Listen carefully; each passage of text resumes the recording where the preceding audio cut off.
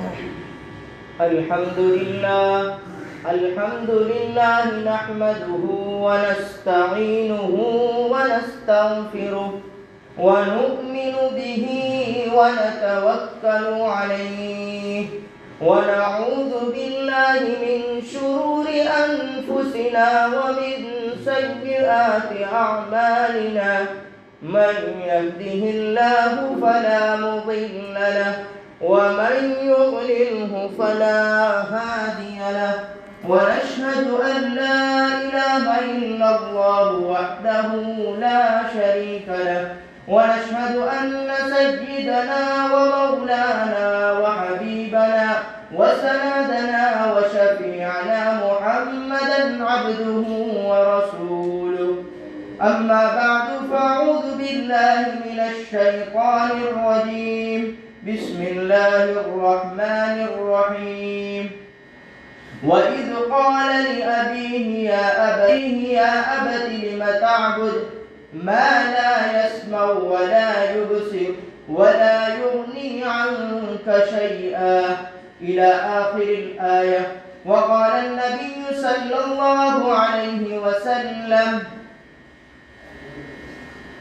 من خاف الله تعالى خافه كل شيء ومن خاف غير الله خففه الله من كل شيء أو كما قال عليه الصلاة والسلام.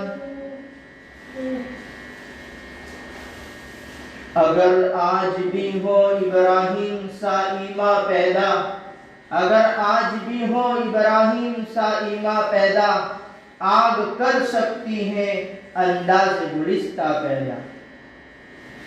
محترم عزیزوں، بزرگوں، ساتھیوں، میں نے پچھلے جمعہ کے اندر ابراہیم خلیل اللہ علیہ السلام کا تذکرہ آپ کے سامنے رکھا تھا اور یہ بھی بتایا تھا کہ ایک جلیل القدر پیغمبر ہیں جن کو اللہ نے خلیل کا لقب دیا ہے. خلیل کہتے ہیں دوست کو. اور ابراہیم علیہ السلام کا مختصر سا تعارف بھی آپ کے سامنے رکھا تھا.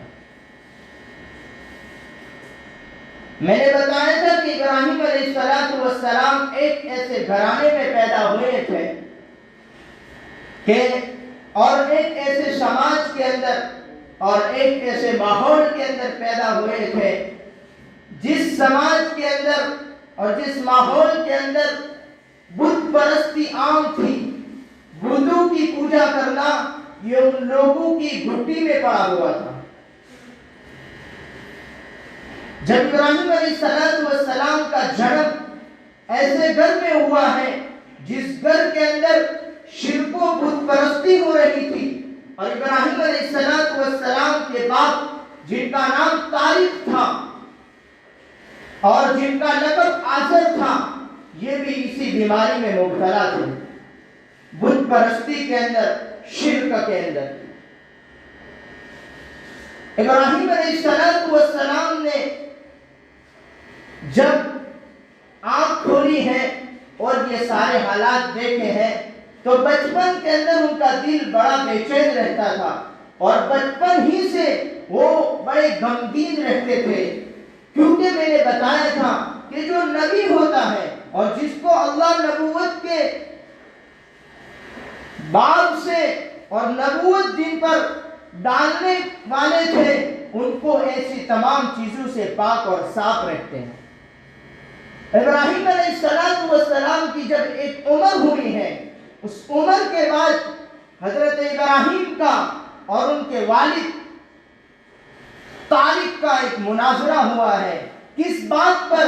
کہ تم ایسے بتوں کی پوجا کرتے ہو جو کوئی فائدہ مند نہیں ہے، جو نہ کوئی نفع پہنچا سکتے ہیں نہ کوئی نقصان پہنچا سکتے ہیں. اس بات پر چنانچہ سورہ مریم کے اندر اللہ رب العزت نے اس مناظرے کا تذکرہ کیا ہے. وَإِذْ قَالَ لِأَبِيهِ، اور جب کہا ابراہیم علیہ السلام نے اپنے والد سے، یا ابتی لِمَ تَعْبُدُ، اے والد کیا آپ ایک ایسے بت کی اور ایک ایسی مورتیوں کی پوجا پاٹ کرتے ہو؟ لما تعبد، ایسی مورتیوں کی اور ایسے بتوں کی پوجا کرتے ہو؟ لا یسمع، کیوں نہ سنتے ہیں، لا یبصر، نہ وہ سن سکتے ہیں نہ وہ بول سکتے ہیں، نہ وہ کسی چیز کا نفع نقصان پہنچا سکتے ہیں۔ اے ابا جان، کیا آپ ایسے بتوں کی پوجا کرتے ہیں؟ آگے ابراہیم علیہ السلام نے فرمایا نہ وہ سنتے ہیں، اگر آپ ان سے کوئی فریاد کرتے ہیں وہ نہ سن سکتے ہیں، نہ وہ آپ کی بات کا جواب دے سکتے ہیں، ہاں نہ وہ آپ کو کوئی نقصان اور نہ نفع پہنچا سکتے ہیں۔ ابراہیم علیہ السلام نے جب یہ بات کہی ہے، باپ فوراً غضب میں آ گئے، تیز میں آ گئے اور کہنے لگے ابراہیم، کیا تم ہمارے معبودوں کو برا بھلا کہتے ہو اور ہمارے معبود جن کی ہم پوجا کرتے ہیں ان کو برا کہتے ہو؟ ابراہیم، اگر تم اس بات سے باز نہ آئے تو میں ضرور بھی ضرور تمہیں سنسار کروں گا۔ سنسار کہتے ہیں کہ ایک کھڈا کھودا جائے اور اس کھڈے کے اندر آدمی کا پورا دڑ اندر رکھ دیا جائے اور پھر پتھر مار کر اس کو ہلاک کیا جائے، پتھر مار کر اس کو تڑپ کر موت کے گھاٹ اتارا جائے، اس کو سنسار کہتے ہیں۔ جب ابراہیم علیہ السلام کو باپ کی طرف سے یہ جواب ملا ہے، میرے بھائیو عزیزو بزرگوں، جب باپ کے سامنے ایک بچہ دعوت پیش کر رہا ہے، اس سے یہ بات پتہ چلتی ہے اگر دین کے معاملے کے اندر اگر ابا کسی غلط راستے پر چل رہے ہیں اور شریعت مطہرہ کی بات ہے، دین کی بات ہے، تو اولاد پر پورا ادھیکار ہے، اولاد پر پورا حق ہے کہ وہ اپنے باپ کو ڈنکے کی چوٹ پر یہ کہہ سکے ابا جان آپ شریعت کے خلاف کام کر رہے ہو، آپ دین کے خلاف کام کر رہے ہو۔ ابراہیم اٹھے ہیں اور کہا ہے یہ ابا تم ان مورتیوں کی پوجا کرتے ہو جو نہ سنتے ہیں، نہ بولنے کی طاقت رکھتے ہیں، نہ نفع پہنچانے کی طاقت رکھتے ہیں، نہ نقصان پہنچانے کی طاقت رکھتے ہیں۔ ابا کے سامنے کہہ رہے ہیں، تو یہ بے ادبی نہیں ہے؟ دین کی بات کو کہنا یہ بے ادبی نہیں ہے۔ ہمارے سماج کے اندر الٹا ہے، ہمارے سماج کے اندر الٹا ہے۔ اگر گھریلو بات ہوگی کوئی کہنے کی تو کیا کہیں گے؟ مولانا وہ یوں تو کہوا تو سے ہمارا پپا تھی એમ કે કહેવાય મારાથી એ તો પરસંગ છે એ ખરાબ થઈ જાય અગર ઉસ દીનની વાતને શરીયતની વાત કહેવા જાવ તો। لیکن گھر میں ایک ہی فیملی بیٹھ کر ایک ہی ٹیلی ویژن پر بے حیائی اور ناچ گانے دیکھتے ہیں، اس وقت تمہارا ابا کا ادب کہاں گیا؟ اس وقت تمہارے ابا کی رسپیکٹ کہاں گئی؟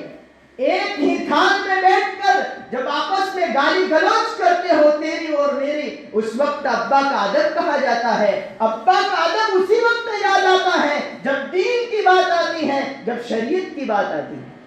شریعت تو یہ کہتی ہے وَلَا تَقُلْ لَهُمَا أُفٍّ وَلَا تَنْهَرْهُمَا كَمَا رَبَّيَانِي صَغِيرًا، باپ ماں باپ کو اف بھی نہ کہو، کما ربیانی صغیرًا، جس طریقے سے بچپن کے اندر تم کو پالا ہے تم بھی بڑھاپے کے اندر ان کی پرورش کرو۔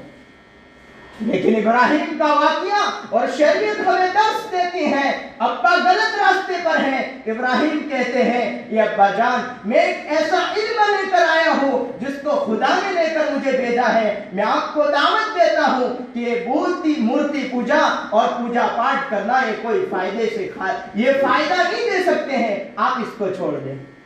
ابا نے کہا تو نکل جائے یہاں سے، تو اگر ہمارے معبودوں کو برا بھلا کہتا ہے تو ہرگز یہاں نہیں رہ سکتا ہے۔ ابا نے نکال دیا گھر سے۔ ابراہیم نے کہا میرے لیے میرے رب کا جو فیصلہ ہے وہ بہتر ہے میرے لیے، اگر آپ کہتے ہو آپ کو حق کی بات کڑوی لگتی ہے، ایسے ایک گھر نہیں 100 گھر چھوڑنے کے لیے میں اپنے رب کے لیے تیار ہوں۔ ابراہیم نکلے، کس کے گھر سے نکلے ہیں؟ اپنے گھر سے نکلے۔ انسان کو سب سے بڑا دشوار دعوت دینا اپنے گھر کے اندر ہوتا ہے، اوروں کے اندر تو دعوت دے دیتا ہے۔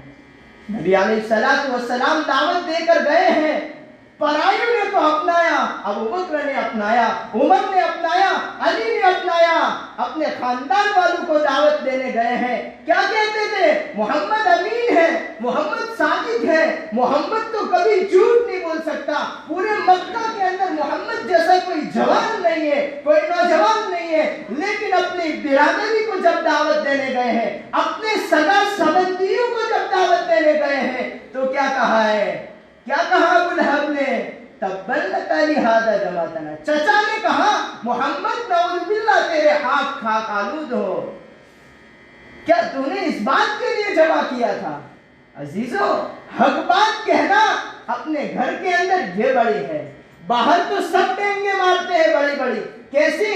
ابھی آسمان سے تارے نیچے لا کر رکھ دیں گے۔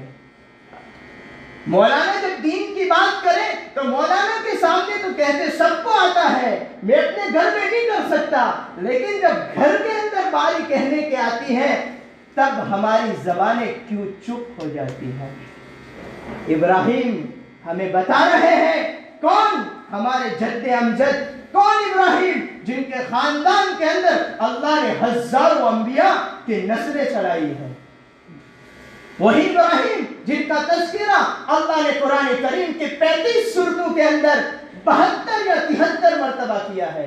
وہ مقدس ہستی ہمیں سبق دے رہی ہے، گھر کے اندر بھی شریعت کو ذبح کرنے کی بات آئے، شریعت کے خلاف بات آئے، کہہ دینا میں تمہارے ساتھ نہیں ہوں۔ جس طریقے سے آگے آ رہا ہے، ابراہیم نے کہا انا سقیم، قوم نے کہا چلو چلو میلے میں جانا ہے، کہا انا سقیم، میں بیمار نہیں تھے ابراہیم، لیکن منطق خیر یہ جب واقعہ آئے گا تب اس کی تفسیر، لیکن میں کہہ رہا تھا اصل جو دعوت دینا ہے اپنے گھر میں جانا، باہر ڈینگے نہیں مارنی ہے، کسی باہر کو نہیں سدھارنا ہے، نہ کسی باہر والے کو دعوت دینی ہے، اپنے گھر کو ہر ایک اگر مضبوط کر دے گا تو پورا گھر شرک سے پاک ہو جائے گا۔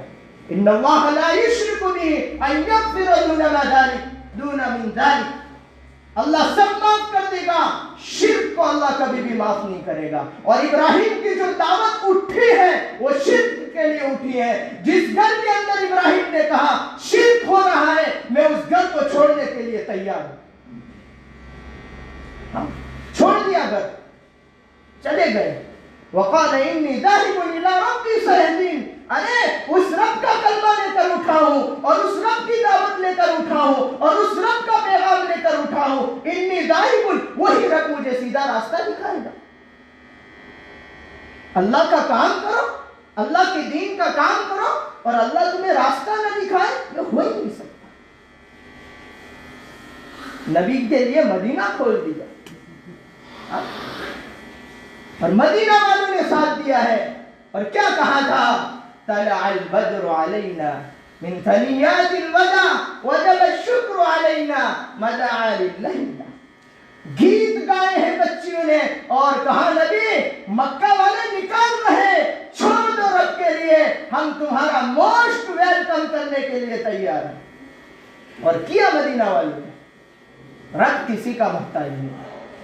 ہاں، اس لیے دعوت اپنے گھر کے اندر مضبوطی سے چلاؤ، آسمان سے تارے نہیں اتارنے ہیں، اس کی بات نہیں کر رہا ہوں میں، نہ کسی پوری زمین پر مکھمل بچھانے کی بات کر رہا ہوں، اپنے گھر کو شرک سے پاک کرو، اپنی نسلوں کے اندر سے یہ تمام شرک کی بو جو آ رہی ہے اس کو ختم کرو، اپنی نسلوں کو دین کے لیے اور دین پر چلنے کے لیے تیار کرو۔ بیٹا اسماعیل کا واقعہ تمہیں کیا سبق دیتا ہے یہ پوچھو،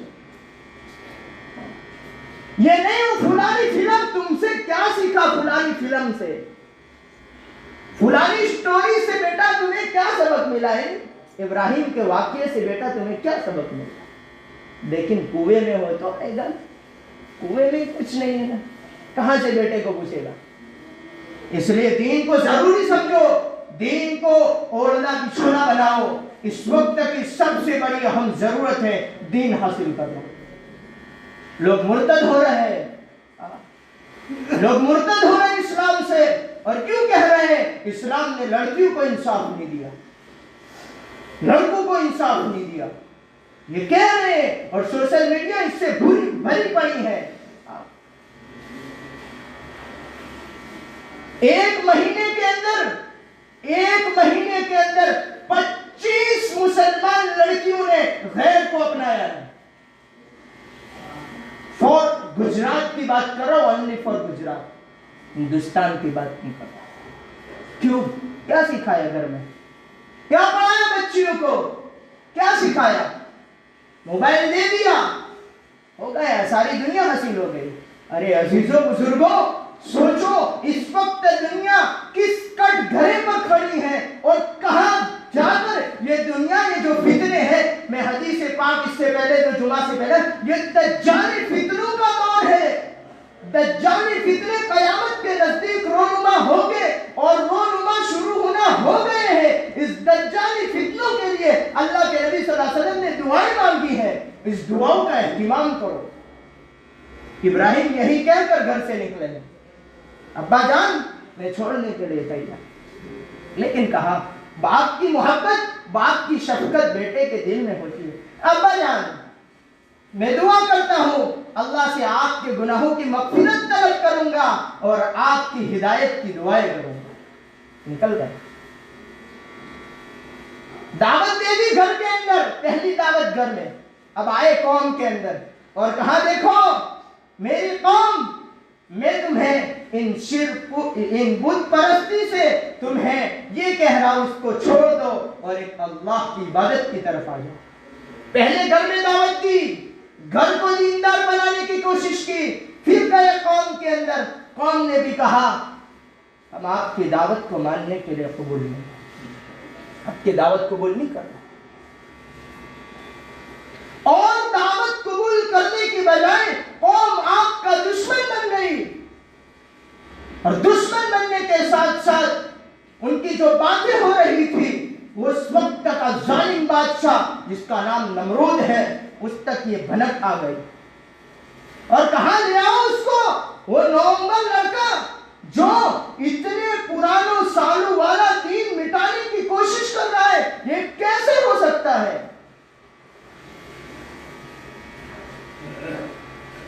ہمارے باپ دادا سے چلنے والی باتیں, وہ کون سا نیا مولوی آ گیا جو یہ باتوں کو بند کروا رہا ہے؟ ابراہیم کو بھی یہی کہا گیا.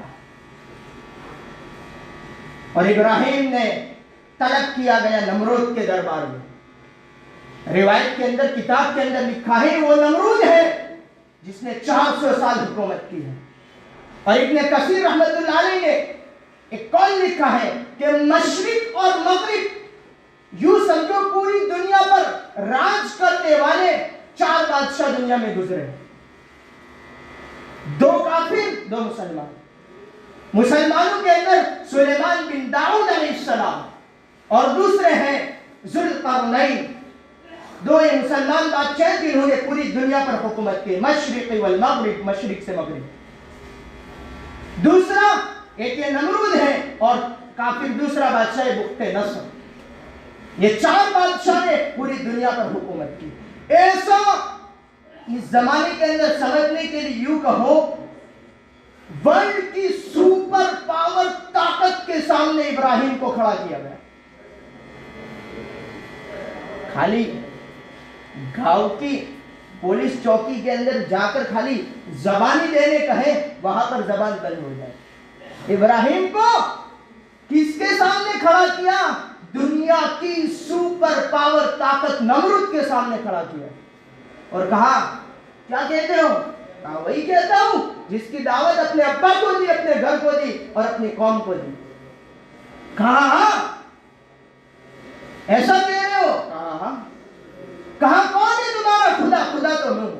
نمرود نے بھی خدائی کا دعویٰ کیا تھا جس طریقے سے فرعون نے کیا. نمرود بھی کہتا تھا انا ربکم الاعلی, میں تمہارا. یوں کہا کیا کرتا ہے تمہارا خدا, کیا کر سکتا ہے؟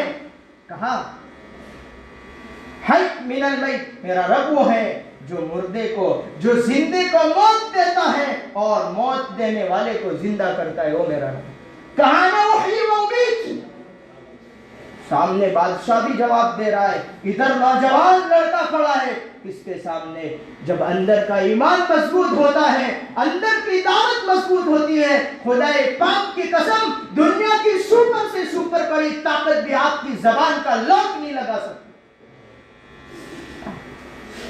لوگ اس وقت لگ جائے گا جب قیامت برپا ہوگی اور میدان محشر سجا ہوگا، اور اس وقت سوال کیا ہوگا، اپنے گھر والوں کو کیا کہا تھا، اپنے گھر والوں کو کس کی دعوت دی تھی، اپنے اولاد کو کیا سکھایا تھا۔ حدیث پاک میں آتا ہے ہر گھر کے بڑے سے سوال ہوگا اور تم میں سے ہر بڑے سے اس کی رعایت کے بارے میں سوال ہوگا۔ ابراہیم تو جواب دے رہا ہے، کہاں کے دیکھنا ہے، کہاں دیکھنا ہے؟ دو لوگوں کو بلایا، نمرود نے ایک کو زندہ رکھا، ایک کو مات کہا، یہ تو میں بھی کر سکتا۔ کہاں کہ ابراہیم علیہ السلام نے پھر کہا یاتی من المشرق فأت بها من المغرب، میرا رب وہ ہے جو سورج کو مشرق سے نکالتا ہے لا تو مغرب سے نکالتا۔ فبہت الذی کفر، کافر ہکا بکا رہ گیا، کفر کے سامنے کھڑے ہیں۔ قرآن نے ایک جگہ پر کہا ہے وَضَحَقَ الْبَاطِلُ إِنَّ الْبَاطِلَ كَانَ زَهُوقًا، باطل ہوتا ہے جو ناحق ہوتا ہے وہ اوپر سے دیکھنے میں بڑا دکھتا ہے۔ وَبُہِتَ الَّذِي کفر، وہ کافر کو جب سوال ہوا ہے کافر ہکا بکا رہ گیا۔ نمرود، یہاں پر ایک نکتہ لکھا ہے کہ ابراہیم علیہ السلام کے پاس آپشن تھا کہ سیدھے ہی کہہ دیتے کہ میرا رب تو مشرق سے نکالتا ہے تو مغرب سے نکال، کیوں نہیں کہا؟ کہا کہ اس لیے نہیں کہا کہ جب باطل سامنے ہوتا ہے تو اس کو تھوڑا ابھارنا ضروری ہوتا ہے، پہلے ہی اٹیک کر کے اس کو دبا دو تو یہ تمہاری جیت نہیں گنی جائے۔ ابراہیم نے اس کو ابھارا اور پھر دوسرا سوال کیا فَبُہِتَ الَّذِي کَفَرَ، وہ کافر ہکا بکا ہے۔ نمرود کے سامنے کھڑے ہیں، وقت کی سپر پاور طاقت کے سامنے کھڑے ہیں۔ کیوں کھڑے ہیں؟ شرک کی دعوت کو لینے کے لیے، شرک سے خلاف جنگ لڑ رہے ہیں۔ سب سے پہلے اپنے گھر کے اندر دعوت دی اور گھر کے اندر صاف کر دیا جس گھر میں شرک ہوگا میں وہاں نہیں رہ سکتا۔ قوم کے پاس آئے اور قوم کے اندر آ کر کہا کہ میری قوم، تم جس مورتی پوجا کر رہے ہو اس مورتی پوجا کو چھوڑ دو، اللہ واحد ہے، اللہ اکیلا ہے، اللہ یکتا ہے، اس کے ساتھ کوئی شریک نہیں، اس کے ساتھ کوئی پارٹنر نہیں، اس کا کوئی ساجی نہیں۔ کل هو اللہ احد کی دعوت ابراہیم نے لے کر کھڑے ہوئے ہیں، اور اسی دعوت کی وجہ سے ابراہیم کو وقت کی سپر پاور طاقت نمرود کے کٹ گرے میں لا کر کھڑا کر دیا۔ جب یہ کہا ہے کافر کے پاس کوئی آپشن نہیں تھا، کیا کرتا؟ کافر کچھ کر ہی نہیں سکتا تھا۔ اب ابراہیم علیہ السلام کے لیے اس نے اسکیم بتائی، اسکیم بنا کر یوں کہا کہ اس کے لیے آگ جلائی جائے۔ اور ابراہیم علیہ السلام اور اس وقت کے بادشاہ جو ہوتے تھے وہ ایسی سزا دیتے تھے اپنے قوم کے اندر کسی بھی گنہگار کو کہ رہتی دنیا بھی کوئی ایسا پھر بعد میں کوئی گناہ نہیں کر سکتا۔ ہمارے یہاں پر کیا ہوتا ہے، سزا دیتے ہیں سب کی ایک جیسی، لیکن وہ ایسا روک بٹھا دیتے تھے ایک مرتبہ سزا دے کر کہ بعد میں پھر وہ کوئی جرم کر ہی نہیں سکتا۔ ابراہیم کے لیے بھی یہی سازش کی گئی، لیکن ابراہیم تو کس کے دوست تھے؟ خلیل اللہ تھے۔ میں نے اسی لیے حدیث پڑھی ہے من کان اللہ تعالی کل شیء، جو اللہ سے ڈرتا ہے ہر چیز اس سے ڈرتی ہے۔ من خوف غیر اللہ خففہ اللہ من کل شیء، جو اللہ کے علاوہ کسی اور چیز سے ڈرتا ہے ہر چیز اس کو ڈراتی ہے۔ خففہ من کل شیء، اللہ کے نبی نے فرمایا ہر چیز اس کو پھر ڈراتی ہے۔ اس لیے ابراہیم دعوت لے کر اٹھے ہیں۔ اس لیے عزیزوں بزرگوں ساتھیوں، یہ واقعہ یوں ہی نہیں بتا رہا۔ اب یہ قرآن کی جو آیت پڑھی میں نے سورہ مریم کی، وقال یا ابتی لم تعبد मा ला यस्मा वला युबसिर। यही से इब्राहिम अलैहिस्सलाम शिर्क के खिलाफ जंग लड़ रहे हैं और अल्लाह ने इस जंग के नतीजे के अंदर क्या इनामत दिए हैं उसके बाद वाले जुमा में इंशाअल्लाह एक एक करके इब्राहिम अलैहिस्सलाम पर होने वाले इनामत का तज़किरा आपके सामने रखूंगा। अल्लाह से हम दुआ करें, अल्लाह तबारक व तआला हम सबको हक बात कहने की, हक बात सुनने की और अपने घर के अंदर, अपने फिर से कह रहा हूं, आसमान में से तारे नीचे उतारने की बातें नहीं कर रहा हूं, अपने घर के अंदर दावत दो और दावत सबसे पहले अपने घर से चलाओ। बाहर तो सब बातें करते हैं, मौलाना के सामने आते तो बड़ी बड़ी बातें सब करते हैं, लेकिन घर के अंदर जब बारी आती है तब मैं यूं कहता हूं वो बातें कहाँ खो गई। इब्राहिम ने तो कहा मैं इस घर को छोड़ने के लिए तैयार हूं। अल्लाह मुझे अमल करने की तौफीक अता फरमाए, आप लोगों को अमल करने की तौफीक अता फरमाए। व आखिरु दावाना अनिल हम्दुलिल्लाहि रब्बिल आलमीन।